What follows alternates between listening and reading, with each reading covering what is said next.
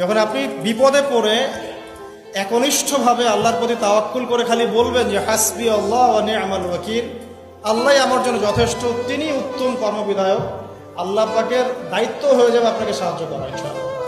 এই জন্য মুমিনদেরকে বলা হয়েছে তোমরা কখনো হতাশ হবে না, কারণ তাকদীর লেখা হয়ে গেছে, হতাশার কোনো কারণ নাই। একটা প্রবণতা আমরা সমাজে দেখছি আত্মহত্যার। ইয়াং জেনারেশনকে আমরা নসিহত করবো যে ভুলেও নিজের জীবনকে বিসর্জন দিতে যাবেন না।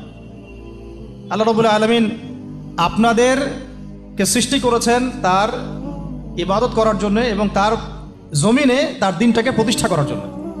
হেলায় খেলায় আপনার জীবনটা নষ্ট করবেন না, ঠিক আছে ভাই? নামাজ শেষে 33 বার সুবহানাল্লাহ, 33 বার আলহামদুলিল্লাহ, 33 বার আল্লাহু আকবার, এরপর 3 33 এর 99 100তম মিলাবেন এইভাবে, লা ইলাহা ইল্লাল্লাহু ওয়াহদাহু লা শারীকা লাহু, লাহুল মুলকু ওয়া লাহুল হামদু ওয়া হুয়া আলা কুল্লি শাইইন কাদির।